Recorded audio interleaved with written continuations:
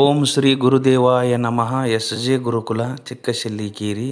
ಈ YouTube channel ಬರ್ತಕ್ಕಂತಹ ಸಕಲ ವಿಡಿಯೋಗಳನ್ನು ನೋಡಿ ಕೇಳಿ ಆನಂದಿಸಿ ಮತ್ತು ಸಬ್ಸ್ಕ್ರೈಬ್ ಮಾಡಿ.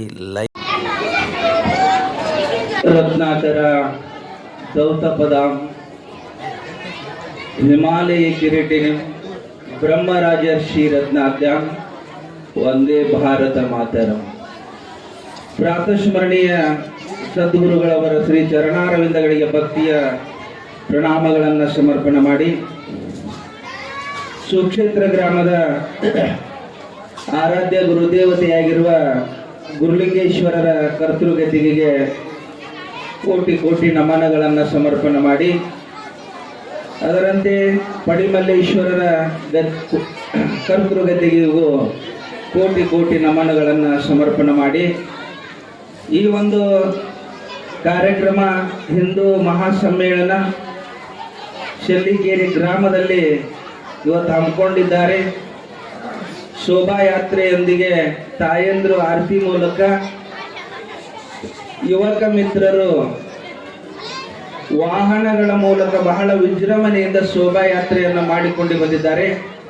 ಅವರಿಗೆಲ್ಲರಿಗೂ ಜೋರಾದ ಚಪ್ಪಾಳೆಯೊಂದಿಗೆ ಧನ್ಯವಾದಗಳನ್ನು ಮೊದಲಿಗೆ ಸಮರ್ಪಣೆ ಮಾಡಿಕೊಂಡು, ಈ ಕಾರ್ಯಕ್ರಮದ ಸನ್ನಿಧಾನದಲ್ಲಿ ವಿರಾಜಮಾನರಾಗಿರುವ ನಮ್ಮ ಗುರುನಾಥಜ್ಜವರು ಹಿರೇಮಠ ಅವರಿಗೂ ಕೂಡ ವಂದನೆಗಳನ್ನು ಸಮರ್ಪಣೆ ಮಾಡಿ, ಅದರಂತೆ ಈ ಕಾರ್ಯಕ್ರಮದ ಅಧ್ಯಕ್ಷತೆಯನ್ನು ವಹಿಸಿರುವ ನಮ್ಮೂರಿನ ಹಿರಿಯರು, ಪ್ರಗತಿಪರ ರೈತರು ಆಗಿರುವಂತಹ CM ಪುರೋಹಿತರವರಿಗೂ ಕೂಡ ಭಕ್ತಿಯ ವಂದನೆಗಳನ್ನು ಸಮರ್ಪಣೆ ಮಾಡಿ, ಅದರಂತೆ ಈ ಒಂದು ಕಾರ್ಯಕ್ರಮದ ಮಂಜುನಾಥ್ ಮನಗುಳಿ ಅವರಿಗೂ ಕೂಡ ವಂದನೆಗಳನ್ನು ಸಮರ್ಪಣೆ ಮಾಡಿ, ಈ ಒಂದು ಕಾರ್ಯಕ್ರಮಕ್ಕೆ ಆಗಮಿಸಿ ಇಲ್ಲಿಯವರೆಗೆ ತಮ್ಮ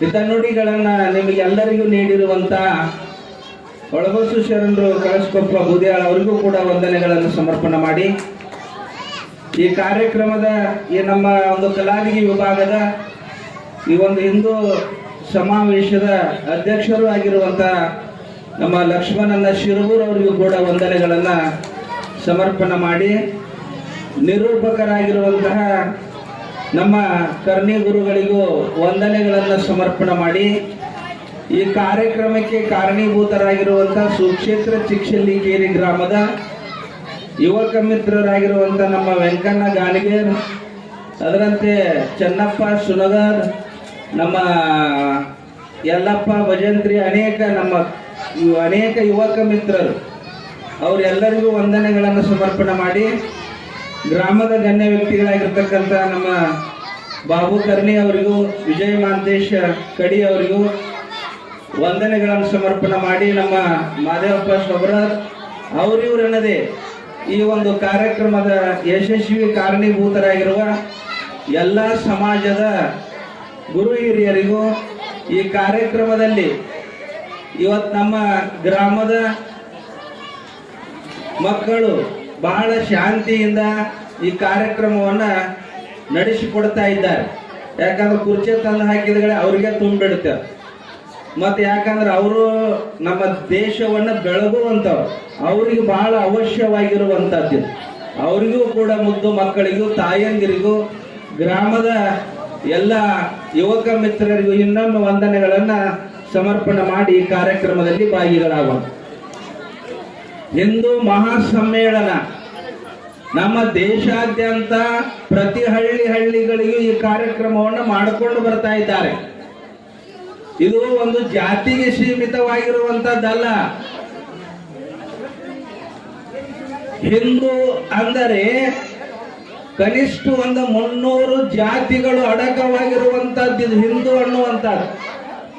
ಹಿಂದೂ ಅನ್ನತಕ್ಕಂಥ ಶಬ್ದ ಹೆಂಗ ಉತ್ಪತ್ತಿ ಆಯ್ತು ಅಂತ ಕೇಳಿದರೆ, ಸಿಂಧೂ ನದಿ ಅಲ್ಲಿ ಒಂದು 2 ಪ್ರಾಂತ್ಯಗಳಿದ್ದು, ಹೆಂಗ ಮುಂಬೈಯ ಮತ್ತು ಚೆನ್ನೈ ಅದಲ್ಲ ಅಂತ 2 ಮಹಾನ್ ನಗರಗಳು ಪರ್ಷಿಯನ್ನದಿಂದ ಬಂದಿರತಕ್ಕಂಥ ಸಿಂಧೂ ಹೋಗಿ ಆ ತಾಗಿಂದ ಬರ್ತಕ್ಕಂಥ ದೇಶದವ್ರಿಗೆ ಸಿಂಧೂ ಅನ್ಲಾಕ್ ಬರ್ಲಾರ್ದಕ್ಕೆ ಹಿಂದೂ ಸಿಂಧು ಸಂತಿದ್ರತ.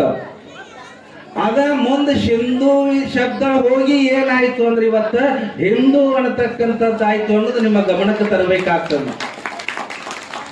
ಹಿಂದೂ ಶಬ್ದಕ್ಕೆ ಇನ್ನೊಂದು ಅರ್ಥ ಸನಾತನ ಧರ್ಮ. ಸನಾತನ ಧರ್ಮ ಅಂತಂದ್ರೆ ಅದಕ್ಕರ್ಥ ತತ್ವದಿಂದ ಯುಕ್ತವಾಗಿರುವಂಥದ್ದು, ಶಾಸ್ತ್ರಗಳಿಂದ ಕೂಡಿರುವಂಥದ್ದು, ಪ್ರಾಚೀನವಾಗಿರುವಂಥದ್ದು. ನಮ್ಮ ವಿಶ್ವದಲ್ಲಿ ಅನೇಕ ಧರ್ಮಗಳು ಒಂದೊಂದು ದಾಳಿಗೆ ಸಿಕ್ಕು ಭೂಪಟದಲ್ಲಿ ಇಲ್ಲದಂಗಾಗಿ ಹೋಗ್ಯಾವ. ಅದರಂತೆ ನಮ್ಮ ದೇಶದಲ್ಲಿಯೂ ಕೂಡ ಬ್ರಿಟಿಷರೇ 200 ವರ್ಷಗಳ ಪರ್ಯಂತರ ನಮ್ಮ ದೇಶವನ್ನು ಆಳಿದ್ರು ಕೂಡ ಕತ್ತಿ ಕುದುರೆಗಳ ಮೇಲೆ ನಮ್ಮ ದೇಶದ ಸಂಪತ್ತನ್ನ ಹೇರಿಕೊಂಡು ಹೋದ್ರು ಕೂಡ ಹಿಂದೂ ಧರ್ಮ ನಾಶವಾಗಿಲ್ಲ. ಅದಕ್ಕೆ ನಮ್ಮ ಪ್ರಾಚೀನವಾಗಿರ್ತಕ್ಕಂಥ ಧರ್ಮ ಅನ್ನುವಂತ ಮಾತನ್ನ ಈ ಸಂದರ್ಭದಲ್ಲಿ ಹೇಳಬೇಕಾಗ್ತದೆ. ನಾವು ಯಾಕೆ ಅಂತ ಕೇಳಿದ್ರೆ ನಮ್ಮ ಹೊಳಬಸ್ ಅವ್ರು ಹೇಳಿದ್ರು, ಇವತ್ತು ಎಂತೆಂಥವ್ರು ಎಷ್ಟೋ ಜನ ಸ್ವಾತಂತ್ರ್ಯ ಸಿಕ್ಕಿ ಈಗ ಒಂದಿಷ್ಟ ಆಗ್ಯದ, 70 ವರ್ಷ ಚಿಲ್ಲರ ಆಗ್ಯಾರ. ಅದಕ್ಕೆ ಪೂರ್ವದಲ್ಲಿ ಎಷ್ಟು ಜನ ಈ ಸ್ವಾತಂತ್ರ್ಯಕ್ಕಾಗಿ ಜೀವಾರ್ಪಣೆ ಮಾಡಿದರು. ಭಗತ್ ಸಿಂಗ್ ಅನ್ನುವಂತವಾಗಿ ಹೋದ. ಭಗತ್ ಸಿಂಗ, ಆಜಾದ್ ಚಂದ್ರಶೇಖರ, ಅನೇಕರು, ಸುಖದೇವ, ರಾಜಗುರು ಅನ್ನತಕ್ಕಂಥವ್ರು 22 ವರ್ಷದ ಯುವಕರು. ಭಗತ್ ಸಿಂಗ್ 6 ವರ್ಷದ ಮಗು. ಇಲ್ಲಿ ಕುಂತಾರ ಬಾಳ ಹುಡುಗರು 6 ವರ್ಷದ ಮಕ್ಕಳು.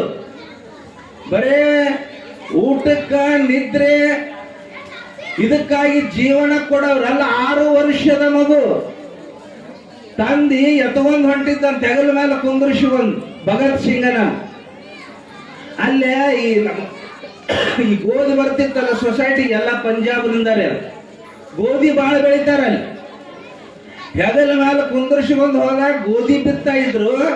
ಅಪ್ಪ ಇವ್ರು ಏನು ಬಿತ್ತಾಕತ್ತಾರ ಅಂತ ಕೇಳ್ತಾರೆ. ಗೋಧಿ ಬಿತ್ತಾಕತ್ತಾರಪ್ಪ, ಅದರಿಂದ ನಾವು ಉಣ್ಣೋದು ತಿನ್ನೋದು. ಆವಾಗ 6 ವರ್ಷದ ಮಗು ಅಂತಾನ, ಅಪ್ಪ ಗೋಧಿ ಬಿತ್ತಿ ಏನ್ ಮಾಡ್ತೀರಿ? ಗೋಧಿ ಬೇಡ ನಮಗ, ಬಾಂಬ್ ಮತ್ತು ಗುಂಡುಗಳನ್ನು ಬಿತ್ರಿ, ಅವುಗಳನ್ನು ಬೆಳೆದು ಬ್ರಿಟಿಷರಿಗೆ ಒಗ್ಯಾಕ್ ಬರ್ತದ. ಈ ನಮ್ಮ ದೇಶದ ಹಿಂದೂ ಧರ್ಮ ನಮ್ಮ ಸ್ವಾತಂತ್ರ್ಯವನ್ನು ಪಡೆಯಾಕ್ ಬರ್ತದ ಅಂತಂದ 6 ವರ್ಷದ ಮಗು. ಗೊತ್ತಿಲ್ಲ, ಗುಂಡ ಬಂದೂಕುಗಳು ಭೂಮಿಯಲ್ಲಿ ಬೆಳಿತಾವಂತ ತಿಳ್ಕೊಂಡಿತ್ತಂತ ಹುಡುಗ.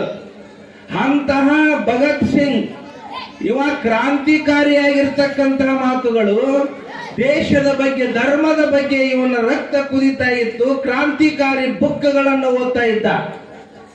ಈಗ ನಾವು ಓದ್ತಾ ಇದ್ದೀವಿ, ಶಾಸ್ತ್ರ ಪುರಾಣಗಳನ್ನು ಹೇಳ್ತಾ ಇದ್ದೀವಿ. ನಾವು ಗ್ರಂಥಗಳನ್ನು ಓದ್ರಿ ಅಂತ, ಒಳ್ಳೆಯ ಬುಕ್ಗಳನ್ನು ಓದ್ರಪ್ಪ, ಬುದ್ಧಿ ದೊಡ್ಡದಾಗುತ್ತದೆ. ಸಿದ್ಧಾರೂಢರು ಓದ್ರಿ, ಜಗದ್ಗುರು ಶಂಕರಾಚಾರ್ಯರು ಓದ್ರಿ, ಮಹಾತ್ಮರು ಓದ್ರಿ ಅಂತ ಹೇಳಿದಾಗ ಒಬ್ಬ 18 ವರ್ಷದ ಯುವಕ ನಾನು ಪರಿವರ್ತನೆ ಆಗಬೇಕು ಒಂದು ಗ್ರಂಥ ತಂದಂತ ಬುಕ್ಕಿನ ಅಂಗಡಿಗೆ ಹೋದ. ಬುಕ್ಕಿನ ಅಂಗಡಿಗೆ ಹೋದಗಳೇ ಮಹಾತ್ಮರ ಗ್ರಂಥಗಳು, ನಮ್ಮ ಭಾರತ ದೇಶದ ಇತಿಹಾಸ ಗ್ರಂಥಗಳು ಎಲ್ಲಾ ಮುಂದಿಡಾಕತ್ತಿದ. ಒಂದು ಗ್ರಂಥ ಕಡ್ತ್ರಿ ಅವ. ಏನು ಅಂತ ಕೇಳಿದ್ರ, ಒಂದೇ ದಿನದಲ್ಲಿ ಶ್ರೀಮಂತನಾಗುವುದು ಹೇಗೆ ಅಂತ ಒಂದು ಗ್ರಂಥ ಕಡ್ತೆ ಅಂಗಡಿಯಾಗ. ಯಾ ಗ್ರಂಥ ರೀ? ಅವ ಓದುತ್ತೆ ಅದಕ್ಕ ತನ್ನ ಬುದ್ಧಿ ಚೆನ್ನಾಗಿ ಆಗಲಿ, ದೇಶದ ಬಗ್ಗೆ ಗೌರವ ಇರಲಿ, ಮಹಾತ್ಮರ ಮಾತುಗಳನ್ನ, ಮಹಾತ್ಮರ ಚರಿತ್ರೆಗಳನ್ನ ಗ್ರಂಥ ತರಕ್ ಹೋಗಿರತಕ್ಕಂತ ಒಬ್ಬ ಯುವಕ, 18 ವರ್ಷದ ಯುವಕ, ಅಲ್ಲಿ ಒಂದೇ ದಿನದಲ್ಲಿ ಶ್ರೀಮಂತನಾಗುವುದು ಹೇಗೆ ಅಂದ್ರೆ ಇದನ್ನ ಕೊಟ್ಟು ಬಿಡಲ್ಲ. ಅವನು ತಗೊಂಡು ನಾವು ಉದ್ಧಾರ ಆಗುದು ಏನಾಗಿದೆ? ಅದನ್ನ ತಗೊಂಡು ನಾವೇನ್ ಮಾಡ್ಲಿ? ಗ್ರಂಥವನ್ನ ಕೊಡು ಅಂದಾಗ ಅವದು 100 ರೂಪಾಯಿ ರೀ ಆ ಗ್ರಂಥ. ಒಂದು 100 ರೂಪಾಯಿ ಕೊಟ್ಟ. ಅದರ ಜೊತೆಗೆ ಒಂದು ಫ್ರೀ ಕೊಟ್ಟ ಅಂಗಡಿ ಮಾಲಕ್. ಆ ಗ್ರಂಥ ಒಂದೇ ದಿನದಲ್ಲಿ ಶ್ರೀಮಂತನಾಗುವುದು ಹೇಗೆ ಅನ್ನುವ ಗ್ರಂಥಿನ ಜೊತೆ ಒಂದು ಫ್ರೀ ಗ್ರಂಥ ಕೊಟ್ಟ ಬಡ್ಡ್ಯಾಗ. ನಾವು 100 ಕೊಟ್ಟಿನಿ, 1 ಕೊಡಪ್ಪ, ಇದು ಯಾಕಂದ್ರೆ ಇದು ಫ್ರೀ ರೀ ಅಂದ. ಆವಾಗ ಆ ಗ್ರಂಥಿನ ಜೋಡಿ ಆ ಕೆಳಗೆ ಫ್ರೀ ಕೊಟ್ಟಿರ್ತಕ್ಕಂಥ ಗ್ರಂಥ ನೋಡ್ತಾನ.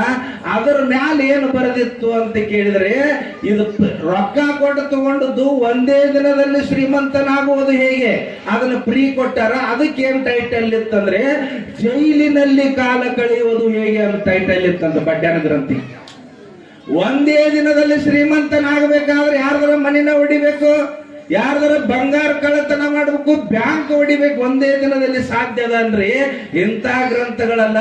ಹಂಗ ಮಾಡಿದ್ದ ಕರೆ ಆದ್ರೆ ನೀ ಜೈಲ್ನಾಗ ಹೆಂಗಿರ್ಬೇಕು ಅನ್ನುವುದನ್ನು ಕಲಿ ಅಂತ ಗ್ರಂಥ ಕೊಟ್ಟರು ಅಂತ ಬರ್ತದೆ. ಅದಕ್ಕೆ ಇವು ನಮ್ಮನ್ನು ಉದ್ಧಾರ ಮಾಡುವಂತ. ನೋಡಿದ್ರೆ ಕಾಶ್ಮೀರದೊಳಗೆ ಪಹಲ್ಗಾಮ್ ಅನ್ನುವಂತ ಒಂದು ಗ್ರಾಮದ ಎಂತಹ ಆಶ್ಚರ್ಯ. 20 ನಂಬರ್ದೊಳಗಿತ್ತು ನಮ್ಮ ದೇಶ ಅಂದ್ರೆ ಹಾವಾಡಿಗರ ದೇಶ, ದರಿದ್ರರ ದೇಶ, ಅವಿದ್ಯಾವಂತರ ದೇಶ, ಬುದ್ಧಿಲ್ಲದ ದೇಶ ಅಂತ ಟೈಟಲ್ ಕೊಟ್ಟಿತ್ತು ನಮ್ಮ ದೇಶಕ್ಕೆ. ಪಹಲ್ಗಾಮ್ ಇಷ್ಟೆಲ್ಲ ಈಗ ನಮ್ಮ ದೇಶ ಎಲ್ಲಿಗೆ ಬಂದದಂದ್ರೆ ಆರ್ಥಿಕತೆಯೊಳಗೆ ಎಲ್ಲದರೊಳಗೆ ಎಲ್ಲ ಯುದ್ಧ ಸಾಮಗ್ರಿ ಒಳಗೆ ನಮ್ಮ ದೇಶ ಎಲ್ಲಿಗೆ ಬಂದದ 4 ನಂಬರ್ಗೆ ಬಂದದ. 20 ಇದ್ದದ್ದು ಅರ್ಥ ಮಾಡ್ಕೋಬೇಕು ಇವತ್ತ. ಅದು ಏನು ಅಂದ್ರೆ ಇದು ನಿಮ್ಮ ಶಕ್ತಿ. ಇವತ್ತು ಕ್ರಿಶ್ಚಿಯನ್ರಿಗೆ ಹಲವಾರು ರಾಷ್ಟ್ರಗಳದಾವ, ಮುಸ್ಲಿಮರಿಗೆ ಹಲವಾರು ರಾಷ್ಟ್ರಗಳದಾವ, ಬೌದ್ಧರಿಗೆ ಚೀನಾ ಅನೇಕ ರಾಷ್ಟ್ರಗಳದಾವ. ಆದರೆ ಹಿಂದೂಗಳಿಗೆ ಇರ್ತಕ್ಕಂಥದ್ದು ಒಂದೇ ಒಂದು ರಾಷ್ಟ್ರ, ಅದು ಭಾರತ ದೇಶ. ನೀವು ಏನಾರ ಮಾಡಿದ್ರೆ ಅದನ್ನು ಕಳ್ಕೊಂತೀವಿ. ಬಣಿಮೆಗೆ ಬೆಂಕಿ ಹತ್ತಿದ ಒಂದು ಶಿವಡ್ ರಕ್ಷಣೆ ಮಾಡ್ಕೋತೀನಿ ಅಂದ್ರೆ ಆಗಂಗಿಲ್ಲ. ಊರಿಗೆ ಬಂದಿರತಕ್ಕಂತ ಮಾರಿ ನನಗೇನು ಮಾಡ್ತದ, ನನ್ನ ಮನೆ ರಕ್ಷಣೆ ಮಾಡ್ಕೋತೀನಿ ಅಂದ್ರೆ ಸಾಧ್ಯ ಇಲ್ಲ. ಅರ್ಥ ಮಾಡ್ಕೊಡ್ರಿ. ಊರಿಗೆ ಮಾರಿ ಬಂದ್ರೆ ನನ್ನ ಮನೆಗೆ ಬರ್ತದ, ದೇಶಕ್ಕೆ ಗಂಡಾಂತರ ಬಂದ್ರೆ ನಮ್ಮ ಊರಿಗೆ ಬರ್ತದ, ಮನೆಗೆ ಬರ್ತದ. ಅದಕ್ಕೆ ಏನು ಮಾಡಕತ್ತಾರ ಜಾಗೃತಿ ಅಂದ್ರೆ ನಮ್ಮನ್ನ ನಾವು ರಕ್ಷಣೆ ಮಾಡ್ಕೊಳ್ಳೋದು. ಮತ್ತೊಬ್ಬರನ್ನ ಹಳಿದಲ್ಲ. ಪಹಲ್ಗಾಮ್ದಾಗ ನೋಡಿದೀವ ಟೆರರಿಸ್ಟ್, ಅವರು ಜೀವ ಕೊಡಕತ್ತಾರೆ. ಎದ್ರ ಸಂಬಂಧ ಅಂದ್ರೆ ನಮ್ಮ ದೇಶ ದೊಡ್ಡದಾಗಲಿ, ನಮ್ಮ ಮುಸ್ಲಿಂ ರಾಷ್ಟ್ರಗಳು ದೊಡ್ಡದಾಗಲಿ, ನಮ್ಮ ಪ್ರಾಣ ಹೋಗಲಿ ಅಂತ ಹಿಂದೂಗಳನ್ನು ಕೇಳಿ ಕೇಳಿ ಹೊಡೆದ್ರು. ನೀ ಯಾರು? ನಾ ಹಿಂದೂ. ಸೂಟ್ ಮಾಡಿದ್ರೆ ಹೆಂಡತಿ ಇದ್ರಿ ಗಂಡನ. ಅನೇಕ ಇವೆಲ್ಲ ಘಟನೆಗಳು ಹಾಕೋಂತ ಬರ್ತಾ ಇದ್ದಾವ. ಅದಕ್ಕೆ ನಾವು ಏನಾಗಬೇಕಾಗ್ಯದ ಅಂದ್ರ ಇವತ್ತು ಜಾಗ್ರ ಆಗಬೇಕಾಗ್ಯದ. ಅಂತಹ ಭಗತ್ ಸಿಂಗ ಮುಂದೆ 18 ವರ್ಷಕ್ಕೆ ಬಂದಾಗ ಇವು ಕ್ರಾಂತಿಕಾರಿ ಭಾಷಣಗಳನ್ನ ಮಾಡುವುದ ನೋಡಿ ತಂದೆ ವಿದ್ಯಾವತಿ, ತಾಯಿ ವಿದ್ಯಾವತಿ, ತಂದೆ ಅವ್ರು ಏನ್ ಮಾಡಿದ್ರು, ನಮ್ಮ ಮಗಗ ಮದುವೆ ಮಾಡೋನು ಅಂತ ಹೇಳಿ ಗಟ್ಟಿ ಮಾಡಿ ಅವ್ ಎಲ್ಲೋ ಇದ್ದ ಪತ್ರ ಬರೆದು ಕಳಿಸಿದ್ರು. ಬರಗೂಡದ ಎಂಗೇಜ್ಮೆಂಟ್ ನಡೆದದ. ಭಗತ್ ಸಿಂಗರಿಗೆ ಮದುವೆ ಮಾಡಬೇಕು, ಒಂದು ಹುಡುಗಿ ಎಂಗೇಜ್ಮೆಂಟ್ ನಡೆದದ. ಸುಚೀಂದ್ರ ನಾಥ್ ಅನ್ನತಕ್ಕಂತ ಒಬ್ಬ ಕ್ರಾಂತಿಕಾರಿ ಮನುಷ್ಯ ಎಂಗೇಜ್ ದಿವಸ ಇನ್ನ ಮನೆಗೆ ಕರೆದಾರ. ತಂದೆ ತಾಯಿಗಳು ವಿರುದ್ಧ ಆಗಬಾರ್ದು, ಎಂಗೇಜ್ಮೆಂಟ್ ಆಗಲಿ ಅಂತ ಒಪ್ಪಂದ ಕೊಟ್ಟ ಸುಚೀಂದ್ರ ನಾಥ್ ಅಂತಕ್ಕಂಥ ಒಬ್ಬ ಕ್ರಾಂತಿಕಾರಿ. ದೇಶದ ಸಮಾಜ ಸುಧಾರಣೆ ಮಾಡುವಂತ ಒಂದು ಪತ್ರ ಬರ್ತದ. ನೀ ಹಿಂದೆ ಹೊರಟು ಬಾ, ನಾವು ಹಿಂದೂ ಸಂಘಟನೆ ಮಾಡಬೇಕಾಗಿದೆ ಬ್ರಿಟಿಷರ ವಿರುದ್ಧ ಅಂತಂದಾಗ ಆ ಎಂಗೇಜ್ಮೆಂಟ್ ಬಿಟ್ಟು ಹೇಳಲಾರ್ದ ಏನಂದ್ರೆ ಮಣಿ ಬಿಟ್ಟು ಹೋದ ಅಂತ ಬರ್ತದ. 22 ವಯಸ್ಸಿಗೆ ಬ್ರಿಟಿಷರ ಪಾರ್ಲಿಮೆಂಟಿಗೆ ಬಾಂಬ್ ಹೋಗುದು.